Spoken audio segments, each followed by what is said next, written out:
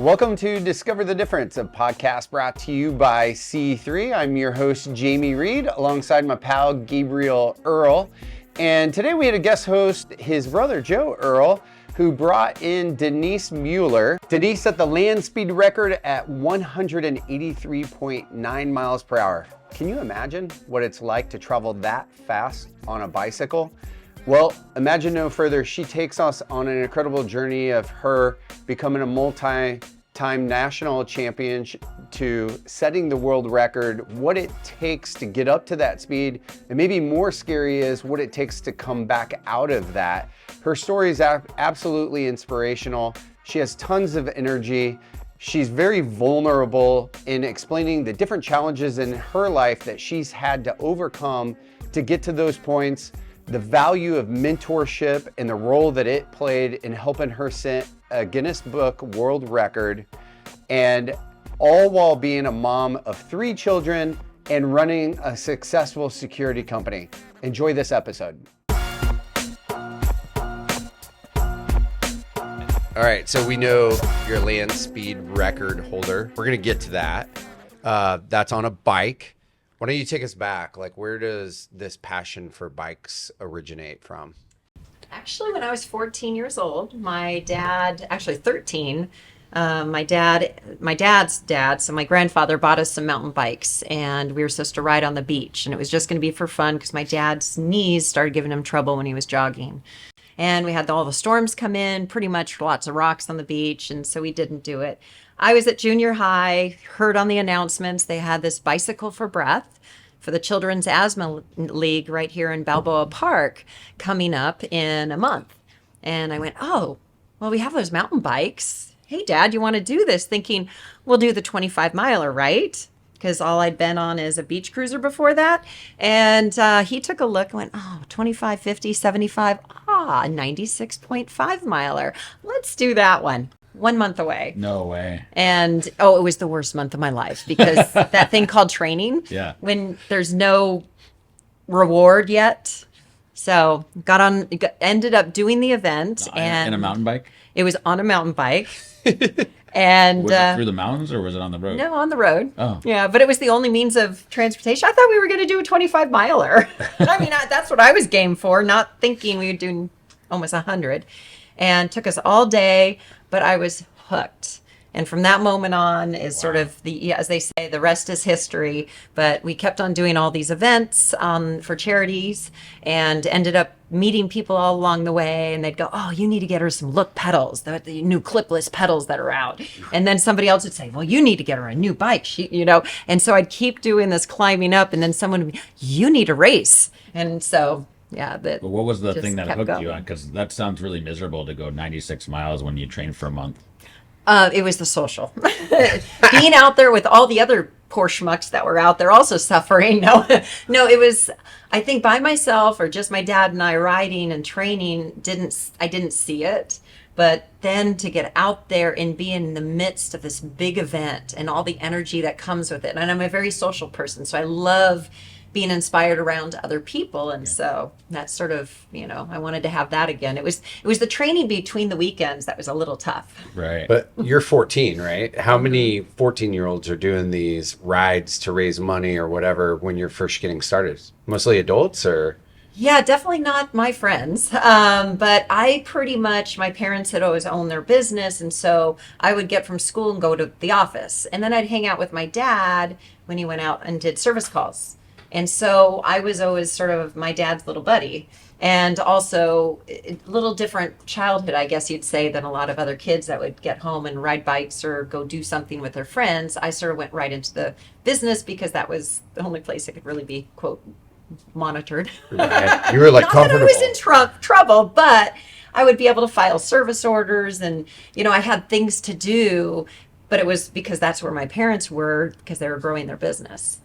So how does it evolve from kind of a hobby? I mean, you're kind of talking about you're getting better gear along the way. When is it that you're like, I want to compete at this?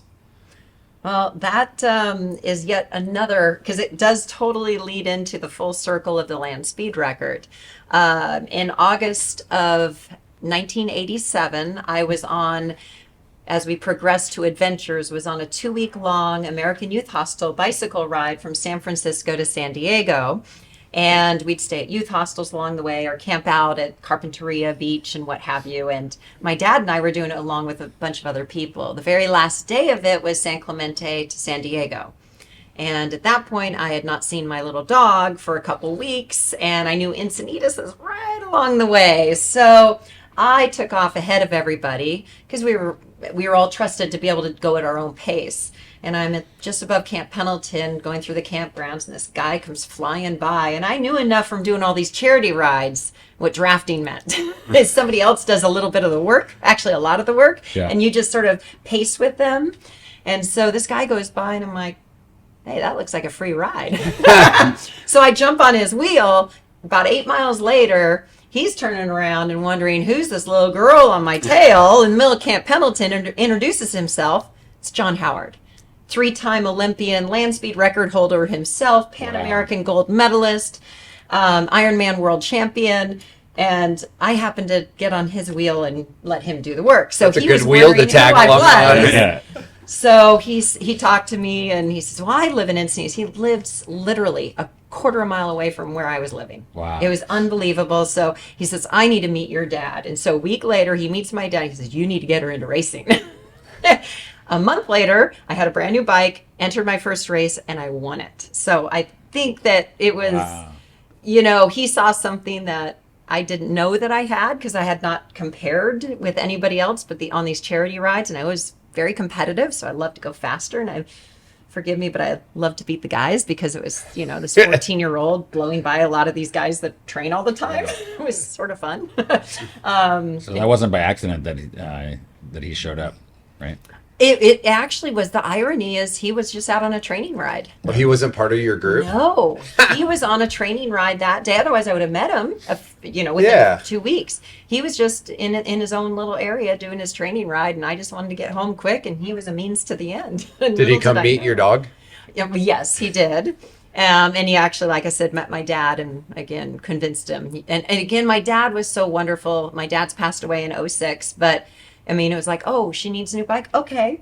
Oh, she needs new pedals? Okay. It's whatever people would say that I should have, he would immediately go and get. So he was very, very supportive. What was that first race like? It was actually the Naval Training Center, which is now called Liberty Station down here in San Diego. And it was a criterium, which is one of my favorite races also. What does that mean? Which is usually about a 1 mile square.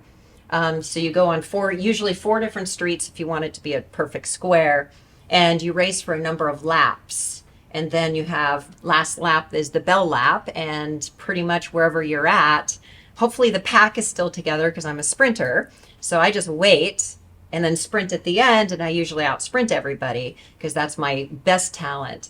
And it stayed in a pack in the very last lap, down to the sprint, and I out sprinted everybody else. So I also took a risk because the junior men were overtaking our junior women's field, and they left just enough of a gap between the curb and the other rider, and I took it, and all the other girls sort of slammed on their brakes, so that sort of helped me.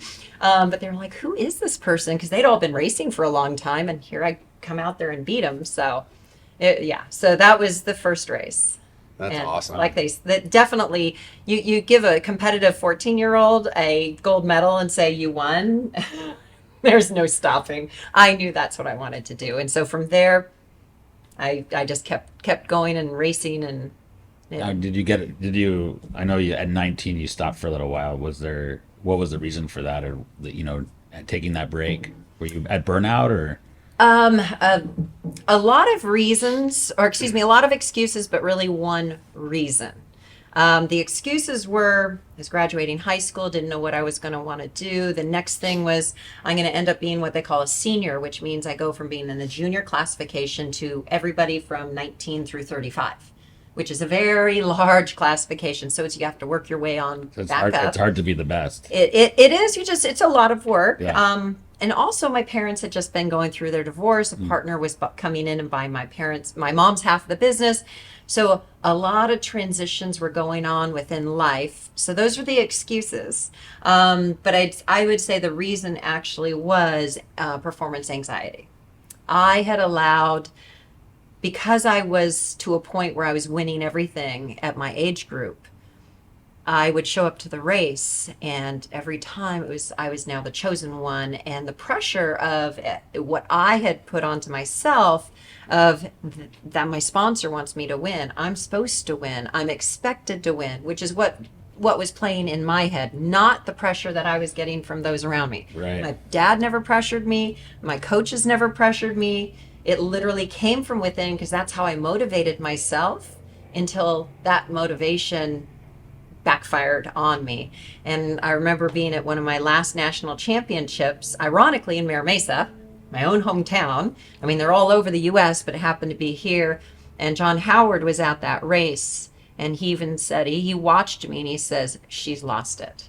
And that was the last And year how did of he my know? racing. How did he know that? Just Body language, or the way in which you just lose that zing. And I don't know how to complete describe it. I mean, obviously I was just not pursuing up at the front, but so performance of where I was, but also just, you can tell when somebody's just lost that joy of what they're doing. And so that was the end for me. So that was the last year. I thought, okay, I'm done with this. Hung the bike up, as they say, not thinking it would be 23 years of hanging the bike up before I got back on it. But I still kept it. yeah.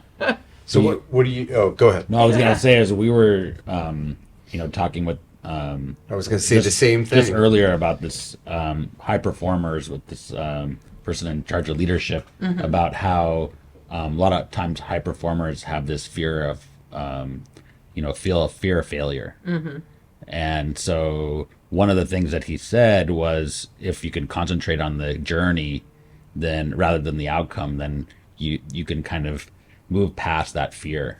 Is that something that you did, or how did you go? Because it sounded like that winning was really, really important, as a teenager, and then going from that fear that you won't win because you're putting your own fear, your own pressure on yourself. Right. That's creating anxiety. How did you overcome that? I can't say I overcame it. Yeah, I was going to say, from her resume. The irony is, I would never change my getting out of bicycle racing when I got out of bicycle racing, because my path of career, family, relationship, and so many different paths would have been different if I had stayed.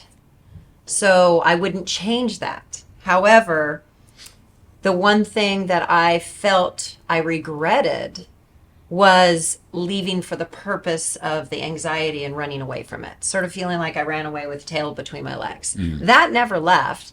And I never really had a chance to vindicate that, nor did I think I needed to. It just was one of those, for lack of better words, regrets that you were young and wow, I would have done things differently with my mind from 10 years later, right?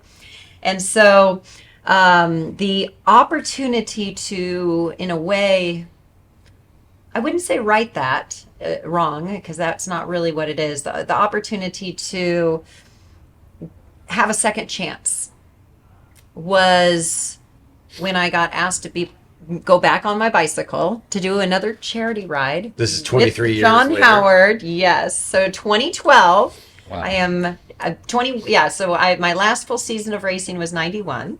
So basically 92, I did not ride or race at all. So 2012, so 20 years later, John Howard asked me to get on a bicycle again, because he wanted me to make sure I stay healthy and go from San Francisco to San Diego, how I met him originally. I mean, if you see the full circles of life everything, there. Yeah. for a Challenge Athlete Foundation ride, which was only one week instead of two.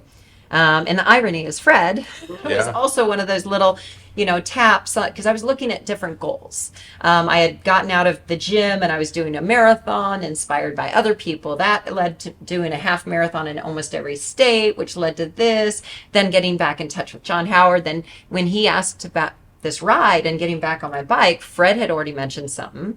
John had mentioned something, and then someone else had. So it was one of those little taps on the shoulder. And you Keeps just want to coming to listen. you. And I went, that would be a great time to get back on my bike. And that would be fun. I get to raise money for the Challenge Athlete Foundation.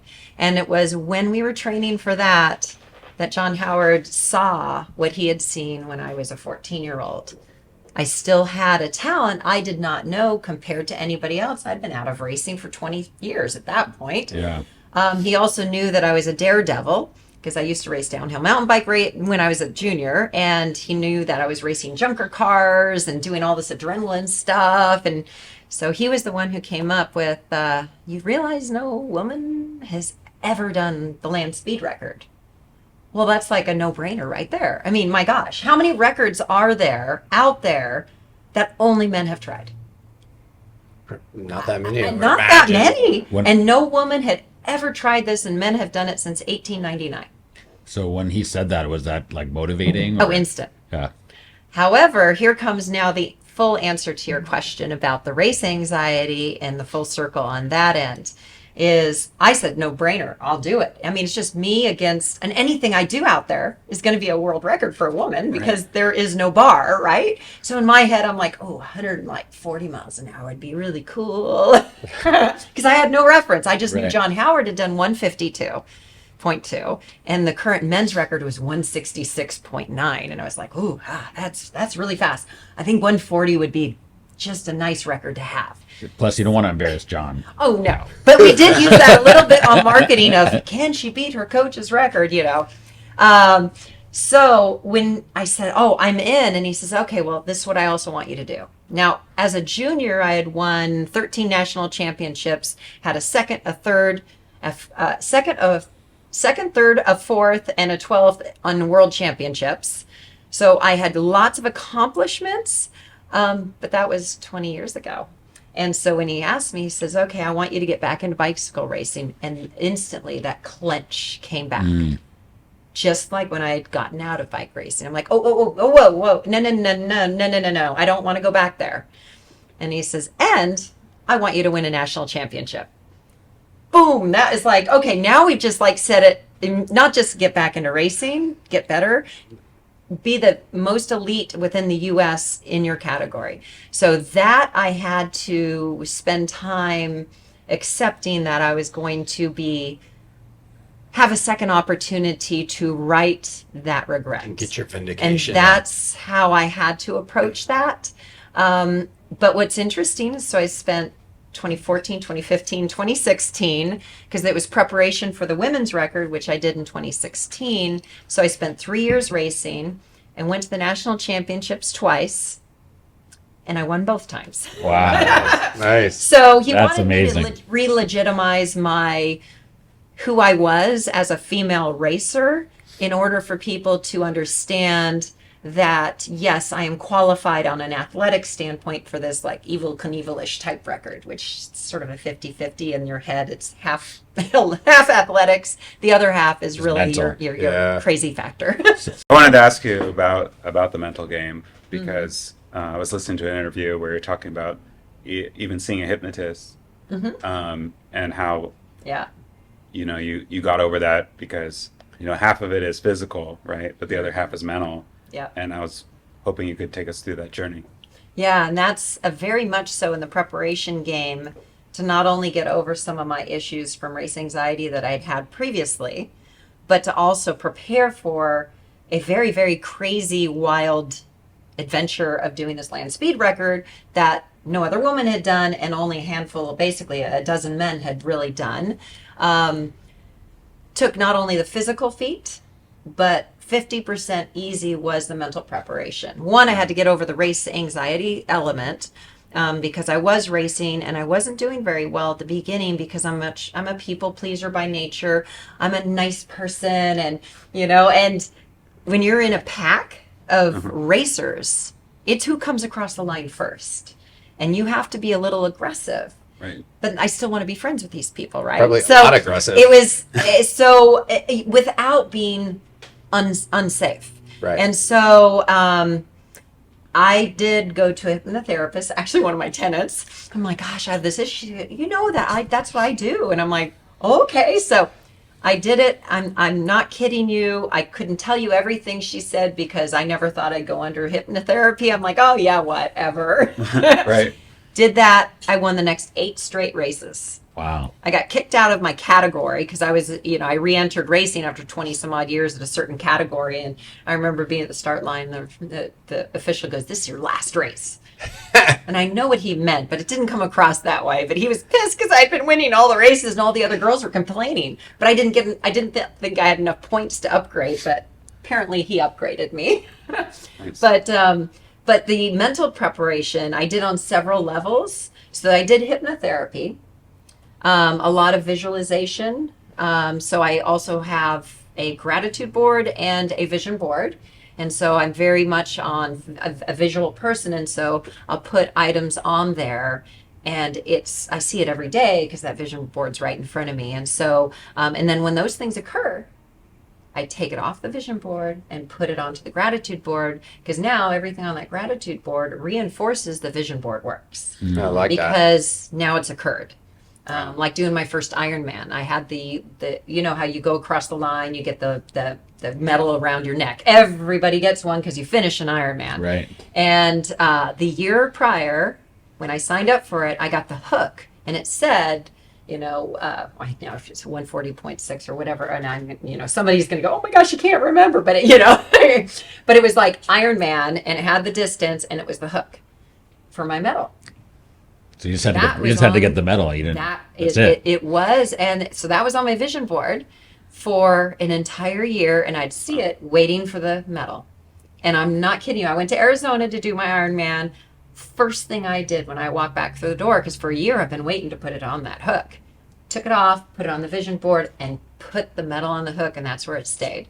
Because now that's reinforcing everything else I put on the vision board. So for me, that not only visualization, but the vision board, gratitude board, hypnotherapy. And then I also did 2 other different approaches because I wanted to try everything because you don't know what's going to be the thing that works. And everybody's mind is unlocked a different way. And heck, if I can throw a bunch of things out there and at least some of it sticks, it's good. It'll possibly keep me from dying out there. Right. So another is I'm in Seroptimus, a charity club, much like Rotary. And the lady does these CDs that right when you're about to go to sleep, you start playing the CD. And it's custom made based on issues you have, fears you may have, things that you want to focus on, vision, what is it that you want to manifest and have happening. And she goes through, repeats it 3 different times. And so when your brain's in the theta state, just as you're falling asleep, much like hypnosis, it's in the most suggestible phase. I'm playing that hour-long CD. I use that too. It's RTT. Okay. Yep. The thing. And So yeah, there's especially when I wake up in the middle of the night, it Yes. helps me. It puts me back into sleep. Yeah, I have a little trick when you wake up in the middle of the night too. But if that works, that's the. No, I want the other trick. Well, I do an ABCs of gratitude, because what I find is I try to solve all the world's problems and all of my own problems, which none of them can get solved, and it's this vicious spiral of negativity. So I'll go through the alphabet. I have to think of something with an A that I'm grateful for. Something with a B. Sometimes I theme the whole thing as like all about bicycling or all about whatever. And I like that. So I go through and I usually never get to Z. Only one time. When you Must have had too much caffeine that day. when you go through this process of kind of almost like rebuilding your mental state or approach or whatever, do you have to disconnect from what made you successful 14 to 19 years old? Is there any element of the past that you kind of have to tackle and resolve and let go? Or is it all about just starting fresh and building up? Interesting question, because there's a yes and a no. The yes of, well, actually the no of letting go is I try to look at all the positive elements of whatever may be going on. It's not a Pollyanna and ignoring anything else, but I want to look, there's always a yin to the yang, as they say. And so for me, I was in the position I was as a junior because I was talented, because I was fast, because of all these wonderful gifts that I had. Now it's just sort of like, okay, well, there's this element that needed to change. So that's the one part that needs to be modified is the problematic element of what stopped me. Now let's work on that. So, in a sense, I do put aside I appreciate all the talents and want to build upon them, but I put them aside because I'm going to focus on taking care of the elements that I don't like. And so it's almost like, having a book in front of you and going, okay, that's my study material right now. But I want to always look back and go, but look at the volumes of greatness here that I have to be so appreciative of. Okay, but let's focus on this one for right now. So that's how I try to approach it. And I can talk like, oh my gosh, you must have the perfect life and everything. Oh, heck no. I have the same exact problems everybody else has. Well, what's interesting is a lot of, people talk about vision boards and how they're helpful they are, and having gratitude and gratitude journals and doing hypnosis, but you're doing all those things. So what do you think it is that actually puts you to do them? Is there somebody, do you have a coach or somebody that has guided you, or a mentor along the way, that's kind of pushed you to do these things, or it's just inherent in you? I would say I've been absolutely blessed to have amazing mentors and coaches, starting with my dad. Then John Howard, Doreen Williams, who is a coach of mine. I had business coaches along the way because I knew that you need the support of coaches. And I think at any given point, we all continue to need that.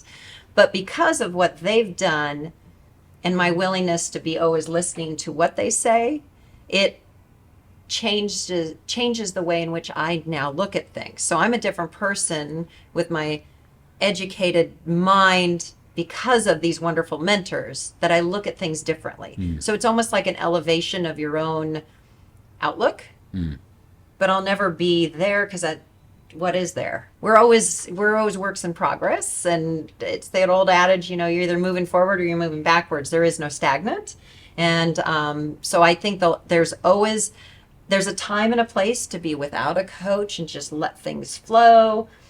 And then there's a time to come back and be with a coach, a mentor, or somebody, whether it's even a counselor. I mean, it's someone who is going to be your advocate to be able to help you through whatever you happen to be going through. But you don't need them all the time. Some people may. Yeah. But I've had specific ones that I can clearly stand out that have had huge impacts of allowing me to be at such a different level of looking at things, that is so different from when I was before each of these people. We were speaking before this, kind of prepping, and you were explaining to us that you really came in to take over your dad's business, a security company, right out of high school. So you're doing these things that you're talking about, and you're also running a company, right? Mm-hmm. How do you, that's a lot of performing at a high level, a lot of stress. Like, how are you doing both those? And you have 3 kids. I don't know where that gets introduced in this, but it's a lot of balls that you're juggling all at the same time. How do you do that? Breathing. Nothing is ever done perfectly. And it's all about balance. Because when I spent time on training and preparation for the land speed record, things would fail at the office because I'm not there. But there was enough people, there's enough people that are taking care of things to where it's not falling down. Could be better, but it's a give and take with everything. Because honestly, I'm sure that you'd find 2 different people that would be full-time at office. One going, I wish I had more balance. I need to get out of here. I need to do other things. And then the other one going, gosh, if I'm not here, this isn't going to be done right. So it's the balance. One of the phrases I've come up with and is about, there's a fine line between living as if today is your last day on earth and planning for your future. I choose to sing, dance, and play on that fine line and live without regrets. It's just where the fulcrum is. My fulcrum is different than your fulcrum. It's like when you judge somebody else on, my gosh, they just spent every penny they had. Well, what happens if they're gone tomorrow? Gosh, you'd look back and go, dear God, enjoy it. Right. They spend every penny and they have another 90 years to live, then, or whatever. And it's like, that was stupid.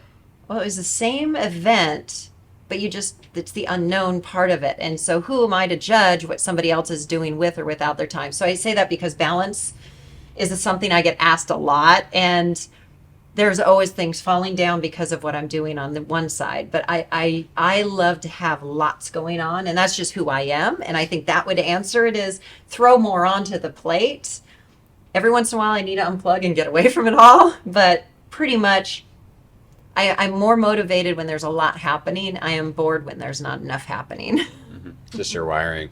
Yes. Well, everybody likes to win, but you seem to like it more than Relish. most. Yeah. Where does that come from? Well, I took this, there's a personality assessment by Gallup, amongst many others out there. This one's called Strength Finders 2.0. Yeah, we've done it. We've done it too. Yeah. So I'd love to see your top Yeah. 5. Can't tell you all my top 5. I'm going to tell you my top 2. So I did what you're not supposed to, is I took one a couple years before I started racing, not knowing I was going to start racing because we were doing it within the company. And this thing called competition was number 5. It doesn't mean you want to get out there and race head to head with someone. It just means you're motivated by a competition. Number 1 was winning others over. Woo. Yeah. Well, woo never changed. The next time I took Woo's it, on yours. yeah, yeah, I would guess it would be. So I took it again after I'd been racing for 2 years. Woo's still number 1. That'll never move. Competition went from 5 to 2. Reignited So it. I am driven by a challenge. And I think that's what the competition really means is I do love winning. That's always fun. But I love a challenge. And I think that's the drive when it comes to that. Well, I'll have to break out our Strength Finders 2.0 books. Or the It's scary encyclopedia. how accurate those things are. Yeah. It's just answering a bunch of questions in a second and bam, it's you on paper, The best one is when you have an employee that's a little grumpy and you end up getting one where they're like a relator and like, what? Relate to what? There's certain things they're just it's what do they say, the teddy bear underneath it all type Yeah. of thing. Yeah. It could be relating with animals too. True. Them and their dog. Yeah. Yes, very much so. I- Naming any names. When I think you used the word regret when you talked about 23 years later looking back at 19 and taking a break from biking all that time in racing. For whether it's a parent or an athlete who's 19 thinking about that now, like what advice you give that 19-year-old? Identify what you do and don't like and be okay with it. And I think I say that because the answer is that you hadn't asked but sort of did I find my answer? Did you? No. Yes, I did. I thought the answer was going to be different though. Would you think it was Remember going how to I be? thought I'd have a chance to right that wrong or to all I did was reinforce that I don't like doing that head to head. Because after 3 years of racing, I was done again. Oh, really? Did that same anxiety come back of performance? And so it wasn't, and I think that was my learning opportunity was when I looked back, I thought it was, tail between my legs, running away from something I had to get over. I come back and I learned,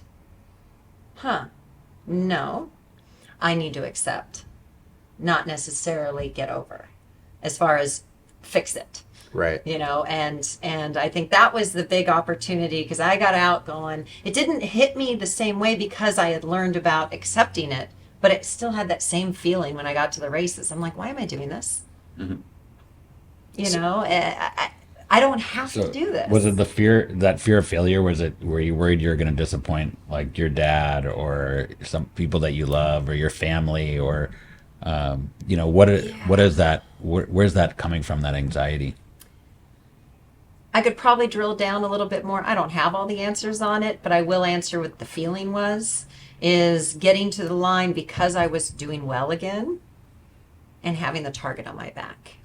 And then I was also working with a team and I was the dedicated sprinter. And so all of a sudden, the other people on my team are working for me. And they're doing everything selfless out there so that I can win the race at the end. So when somebody goes off the front, they go chase it down. I don't have to do that. They bring it back in, because then when it's time to get near the last couple laps, they get me lined up, and they're literally in a peel-off formation in front of me, wearing themselves completely out just so that they can, last person goes off and I just sprint to the end. And so now all of a sudden it was like, okay, now I'm there for them too. You might disappoint them. Yeah, they do all this work, all this sacrifice. And so some of that was still there. But again, I haven't, and I can't say that I've resolved 100%, and I'm sure I could dig further into this and have other people dissect it too, and I could get a better understanding of it. But it's still there. And it's like, but do I really need to fix it? So is that No. where you transition to setting your goals on the land speed record and accomplishing, competing, winning, but it's not head-to-head racing and Right. other people that have to support you? It's my own against myself Right. when it comes to the land speed record, especially for when in 2016. So I raced 2014, 2015, 2016. My last race in 2016 was in July, which I won, which is awesome. So I'm like, woohoo, went out on top. And then in September that year, I set the women's record. But when I went out and set the women's record, I knew I could go faster, and we had some weather issues. And with literally just because I listened to my gut, I knew I wanted to come back and go faster. And because I'm a competitive person, I went, and I'm going to beat the men's record. I actually opened my mouth and said it. That's awesome. Now it's real. On Facebook Live. Oh, yeah. So it wasn't like retractable. You're committed. out And I had there. my race car driver and John Howard next to me, and neither of them had heard that we're doing this. But my race car driver, love her. She's like, yeah, that's what we're doing. And so needless to say, 2 years later, I thought we were just, oh yeah, I'll come back with the same vehicle again, and we just redo this next year, and we're going to go for it. And I thought, hey, I'll just, even if I don't beat the overall record, at least I'm coming back. I know I can go faster. Yeah, 2 years later, and lots of other challenges and derailments along the way. Different vehicle, and we did it, and we beat the men's record by 17 miles an hour. Wow. That's amazing. But hang on. We had the benefit of all seeing your video and you explaining what's going on and all the mechanics in this. Most people aren't going to understand it. Can you just walk everybody through what all goes into making that happen? And what was the record, by the way? 183.9 miles per hour. Wow. That's just fast. bananas. Bicycle. That's fast. I've been on a motorcycle that had a massive fairing and did 160, and it was the most scared I've ever been in my life. I mean, it's scary. And that bike probably weighs 50 times more than what you're on top of, or 100 or whatever. Yeah. That's absolutely bananas. Yeah. And crazy is the number one word that is, not crazy like straight jacket crazy, but a little other crazy, like Evel Knievel-ish crazy. But yeah, so the mechanics sort of it is, so this record is what they call a paced bicycle land speed record. You're paced by a vehicle in front of you with a customized, speaking of fairing, there's a fairing at the end of the vehicle to create a better pocket of air. So much like you're going down the freeway and there's a semi in front of you, you sort of tuck in behind it, you're going to save some gas, much like what I was talking about on a bicycle. John Howard passed me when I was 14. Got on his wheel. Right. He's doing 20 to 30% more than I am doing just on a bicycle by having somebody in front of me, because he's pushing the wind and I have that little vortex occurring where I'm not pushing the wind and I get a little bit of assist. So, and the faster you go, the bigger the assist. How much room did you have in that little box? Not much. Like 5 feet or? It was the width. I didn't have it was, I believe, 6 feet left to right. And I had a bump bar inside of the box, so I would go in probably about 3 feet. Gotcha. When my bump bar would hit the bump bar inside of it. Wow. And so, so not a lot. And the faster you go, the better the wind would whip around the back. Because a lot of people go, oh, don't you need to be aerodynamic? I'm like, no, I need to be the opposite of aerodynamic. I need to be a sail because the wind's being pushed by the vehicle. And then it whips around the vehicle, goes past this pocket, this bubble of air, and then comes back in and pushes me from the back. And so I'm actually on straight handlebars on this customized 7-foot long bike with 17-inch wheels. So it's customized for stability and steering stabilizer and things of that nature. But the bigger I am, in a sense, the better I am a sail for catching that draft that's coming from behind me and shoving me forward. A layman would not guess that. Yeah, You would think it would just blow you off or something. Yeah, no, that's during the slowdown process. But anyways, we'll get into that one. But the event is a 5-mile course. We actually go out during an event called World of Speed. It's an event that happens every year, weather permitting, out at Bonneville, Salt Flats, and it's for cars and motorcycles. But they also have a great personality. So they will do odd fun races like barstool races. So people would put motors on barstools and race them. So we knew that these were our people. That sounds more our speed. That's So- for us. That's with the beer in your hand. Yeah, probably. But safety is number one for them. So that's the thing is they're very, very good about their safety standards. But yes, barstool racing or whatever, it's the fun. So they have the right attitude of acceptance. Because there is another event called Speed Week out there, and it's very purist. And there is no way, they didn't even allow our vehicle to run in their event, just our vehicle, because it didn't hit the standards that they wanted. However, at World of Speed, they have lots of different levels, because they even have people go out in their street cars. And if they accomplish certain levels, they can go up to certain speed because their safety ratings for up to that speed. So, if you want to go out in your personal car and you have X, Y, and Z done safety-wise, boom, okay, enter the event. You can be on the Salt Flats. So it's a lot more of accepting. So when we came to them and said, hey, bicycle record, they're like, hey, yeah, we helped John last time. Many, many years ago. Sure, you can enter. So here we are waiting in line with all these cars and motorcycles going for their own 100-mile-an-hour record. One of them was going through over 800. It was unbelievable. It's a turbinator record with literally jet turbines on this one vehicle. There's 300-mile-an-hour clubs and all the 200-mile-an-hour clubs out there. And then all of a sudden people are looking and they're going, why is there bicyclists standing behind this vehicle that looks like it belongs here, which is this long dragster with this weird fairing on the back. And so we attracted a lot of attention. We were the very odd entry. But so the course is 5 miles long, and then it has 3 miles of a cool down or slow down after that. So they drag it, and it's perfectly flat. They have to have surveyors. They have to have those special timers, which is what Guinness World Book Records requires. Right. It can't just be, grandma on the side of the road going, I think I clocked it, and you think you got this. Or your bicycle computer, which resets after 150 miles an hour, just saying. Sort of found that weird little flaw in their software.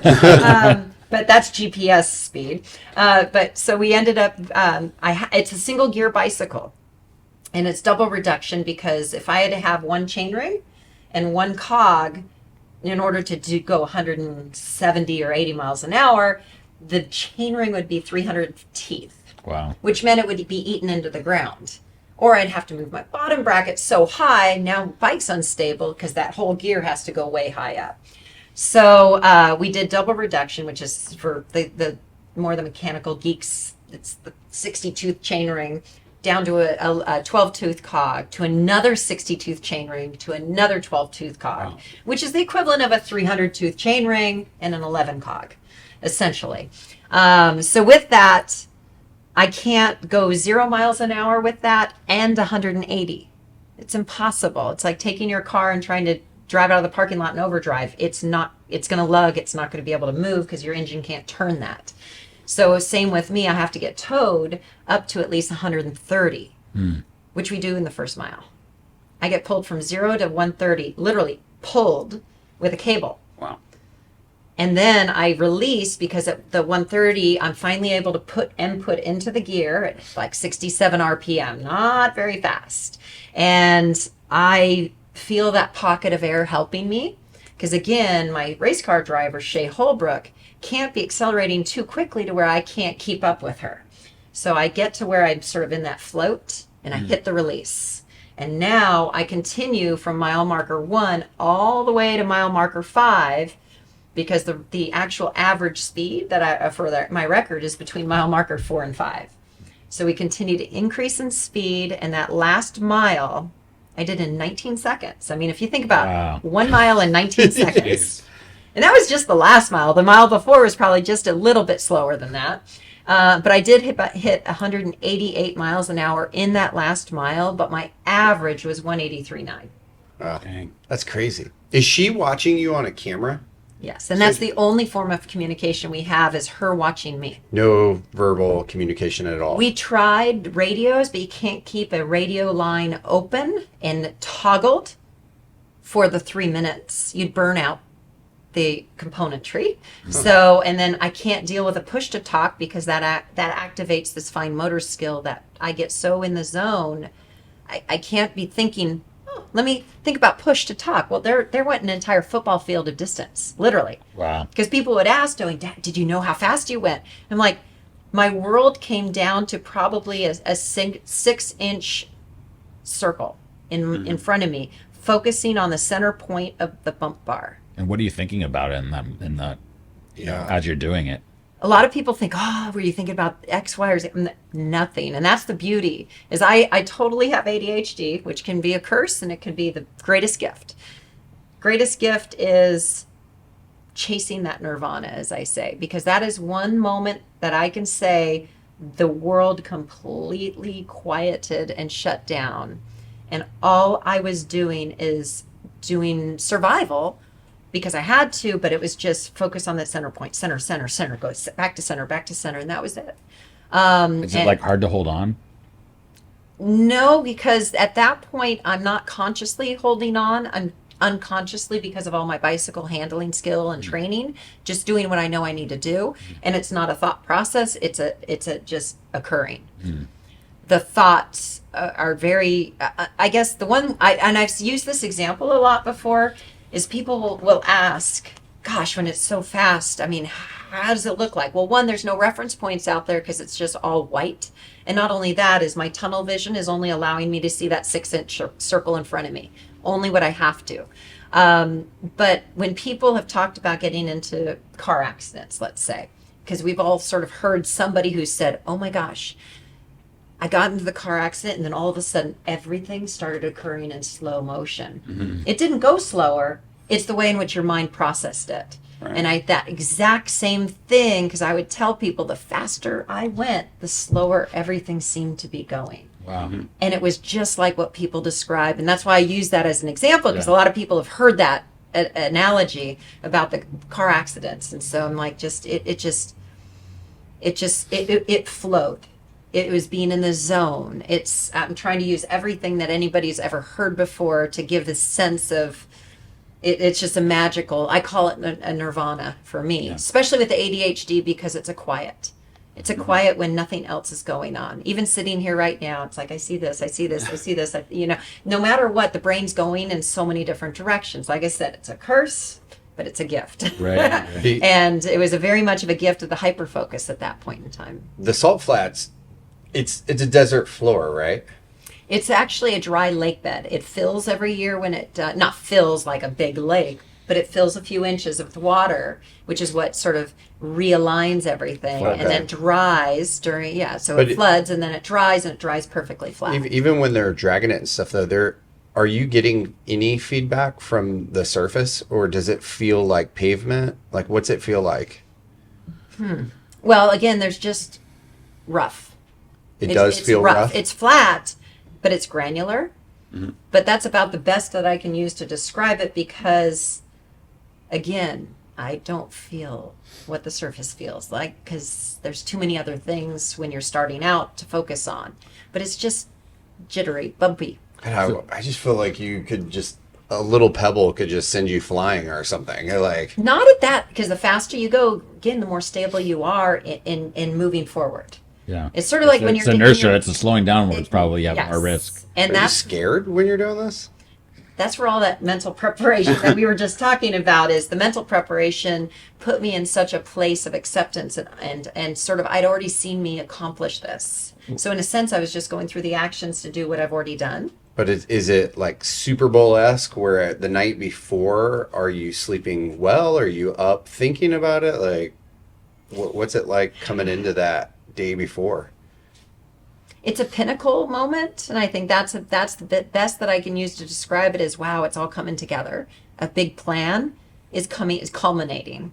But I honestly, it would be no different than if somebody said you're going to get up on stage and talk to 3,000 people. For me, that, it's still nerve-wracking, but that's fun. But it's like, wow, okay, and I've prepared, I've done this. So for me, I put it to such, just a prepared moment. What was it like? I mean, when did you realize that you beat the record?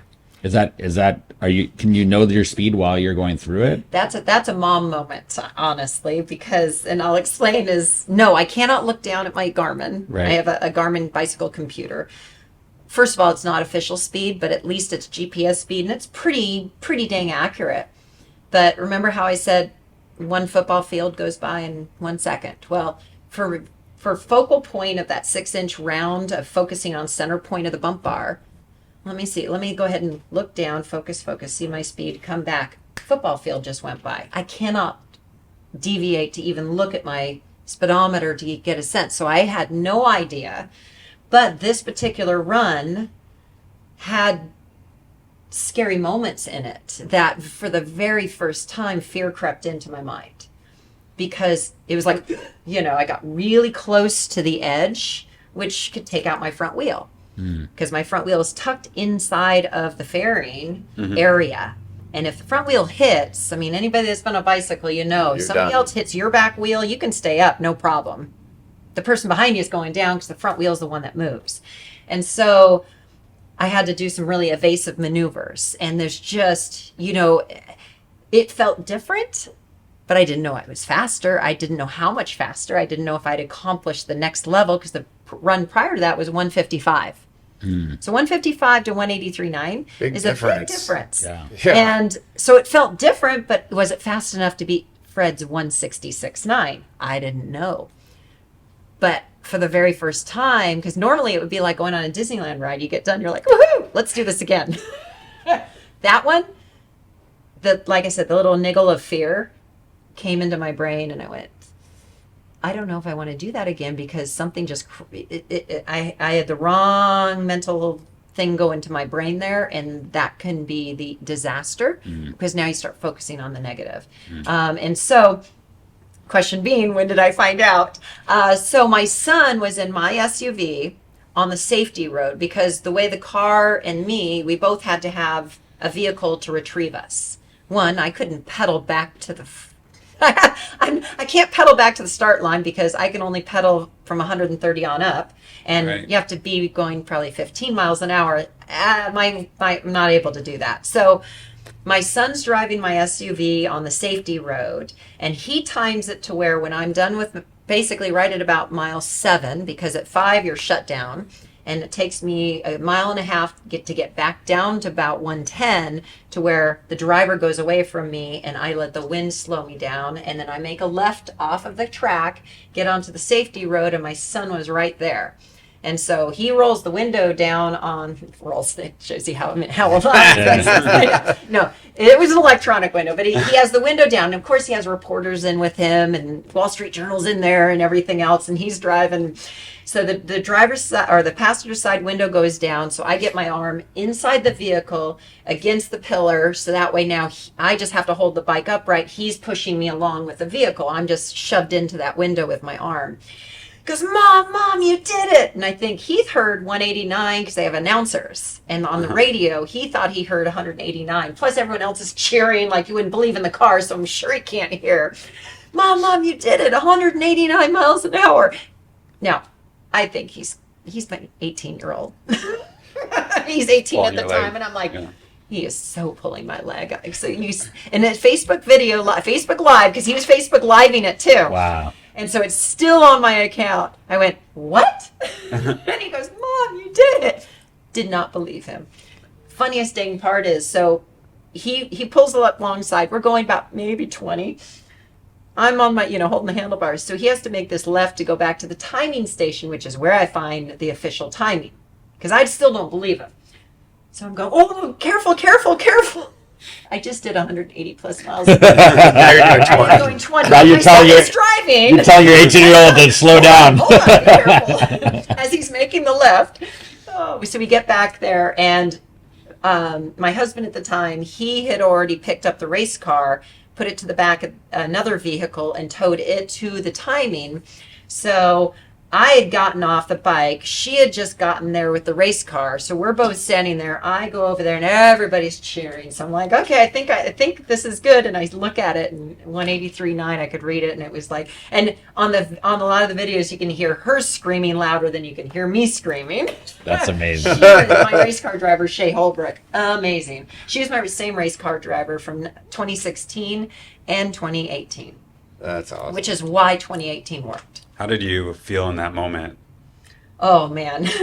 Actually the very, very first feeling was relief that I didn't have to do it again, because I was still in that oh shit moment. Excuse me. Am I allowed to No, say yeah, that? you're Okay, good. sorry. You're good. You came like This is your a foot podcast. from the fairing, Yeah, right? because your leg came out and everything. yeah, I'm like, I don't want to do it again, because that was sitting right there. So the relief, I don't have to do this again. And then second, ironically, was, oh my gosh, I did it.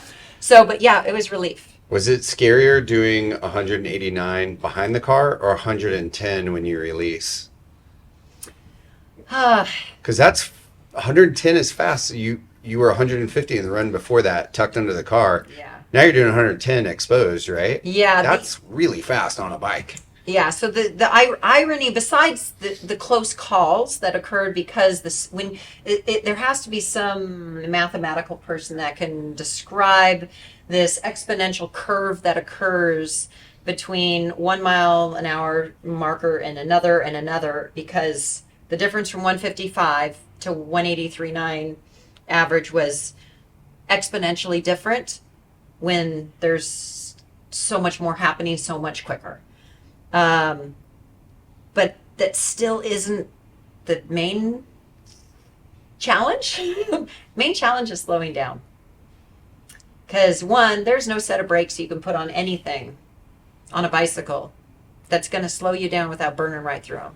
Mm-hmm. So I have brakes on there, but we never used them because there's no point in using them. I mean, there's standard brakes like you have on a regular bicycle, like, Yeah. it's not going to work. So how I have to slow down is, remember, I have a bump bar that's going straight up and down on my bike. She has a bump bar in the fairing that's going perpendicular. Well, that's my bump bar, so if I go a little faster than the car is, I bump into her, which she feels every time I hit, which I hit a few times within the course of the thing, but it's a 1 mile an hour hit. Doesn't matter that you're still going 180, 179 and 180. Still a 1 mile an hour hit, and people don't, it's not that much. Right. But she feels every time I've hit the bump bar when we're in the midst of our doing the record. It's the fact when we finish at mile marker 5, I can't exit the draft at 180. That would probably kill me, because remember, the draft has wrapped around the vehicle and is reversed and shoving me forward. I have to get out of being shoved forward, and the draft is going to completely reverse, because now all of a sudden it's in front of me, coming at me. I have to be birthed through that transition, and I have to be at a speed that I can survive the full reversal, which is really 220 mile an hour change, because I go from 110 on my back to 110 in my face. Wow. And so 110 is that magic easy number of her let me out the back, because she puts the accelerator down so fast I can't stay in it. She forces me out of it. Oh, wow. But she has to get me down from our exit speed was 185. She has to take me from 185 down to 110 so she can get away from me. So she does it by just pulling off the accelerator. I hit her. And now I am attached by literally these two moving sticks with a size of about a nickel touching. Jeez. And she's going to slow me down 75 miles an hour.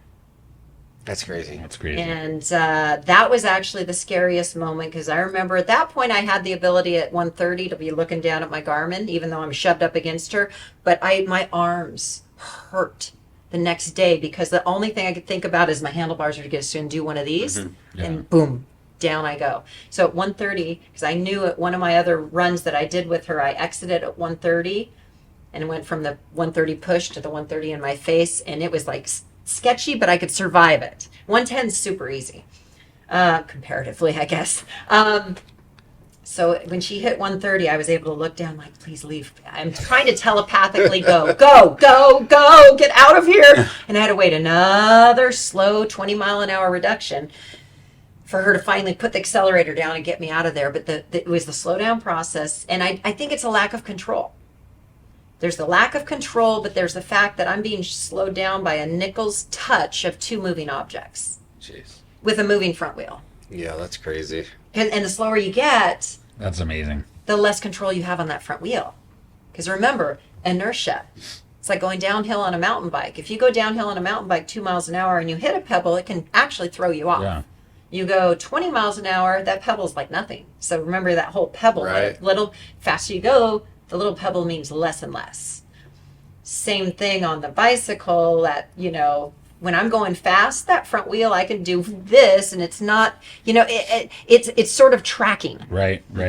The slower you go, the quicker things can change as far as that wheel, and boom. So, yeah, we're slowing down. So before we move into the next part is our rapid fire, which is Okay. near the end of our podcast. I love going with gut reactions. Perfect. I have one more question for you before we get there, and it's really about, in sports, they always talk about men's records and women's records, and it's something that's always just separated. And in this, here you beat both men and women's record. What does that mean to you? And then also, do you feel like that's inspired, women that have followed you? Excellent question.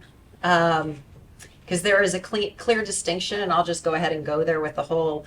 There's a lot of on the transgender and a lot of the question about the separation of men's and women's sports and things of that nature. And I'm not going to go too deep into any of that, but the reality is there are certain sports which gender has no bearing on the outcome, and then there's absolutely certain sports which gender has everything to do with outcome.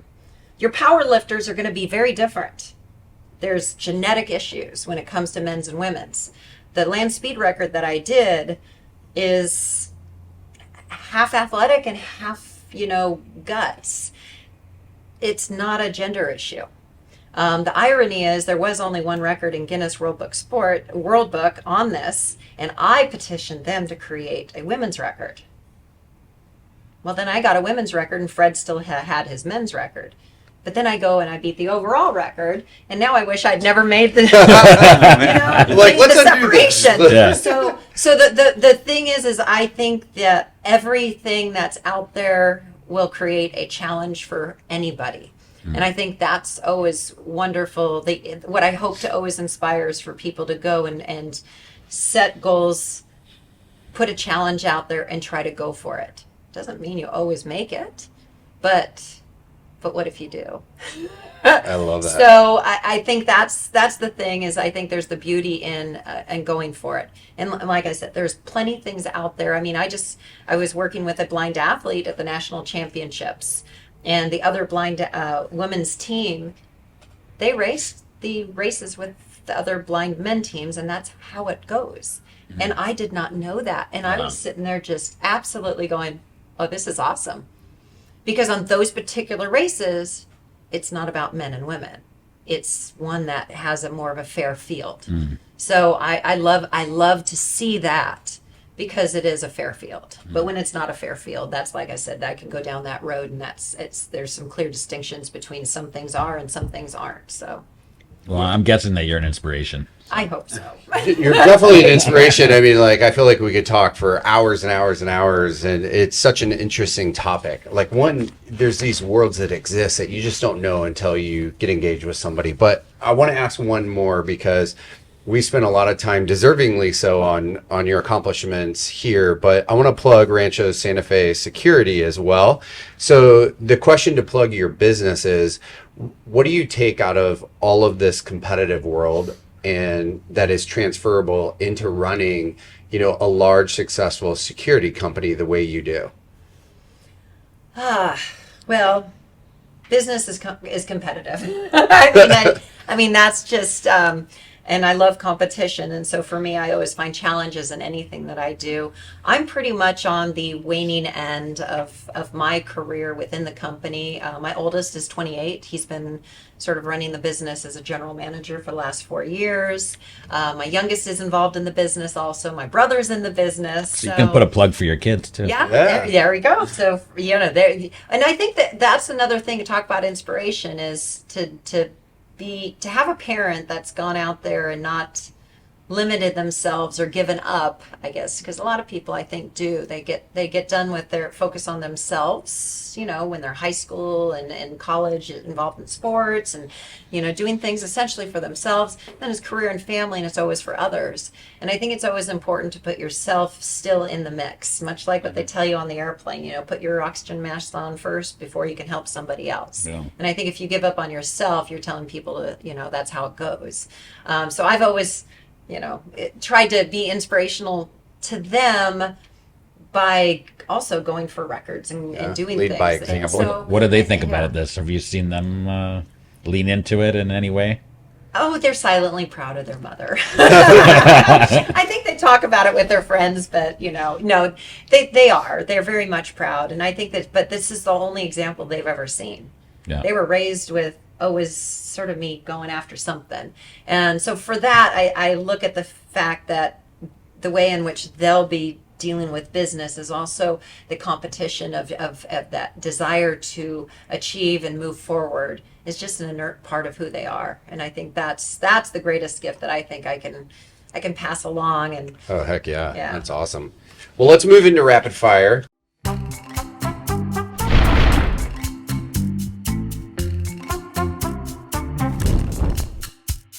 What is your go-to on-the-go snack? protein bar, Which protein bar? Power Crunch. All right. Power Crunch plug right there. I know they don't even sponsor me. I just love it. I just bought it at Costco yesterday, the yellow box of them. Oh, I love those things. My favorite's the salted caramel. Ooh. So for someone that doesn't get scared, what scares you the most? Swimming. Interesting. I actually have You're a landlady. panic. Oh yeah, panic attacks in the water. I'm working on it still. Ranch or ketchup with your French fries? Oh, ketchup on everything. Anyways, except for prime rib. and Even steaks. even on hot dogs? That's the controversial Oh, yeah. ketchup. Hot dogs. Definitely. Ugh. And I like pineapple on my pizzas. You're like my kids. Oh, no question. That's a C3 question.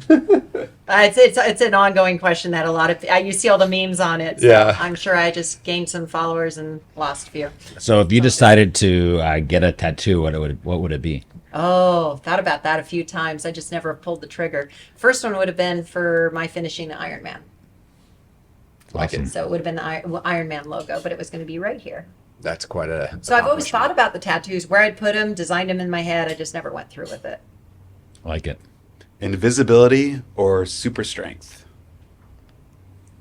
Oh, I think invisibility. That sounds fun. Okay. Favorite childhood TV show? Oh, gosh, Cheers. It's a good one. Oh yeah. And finally, Joe? What was your last Halloween costume? Well, I did go to a Halloween party last night, but I didn't dress up. But the last Halloween costume was, I think it was Queen of Hearts. Nice.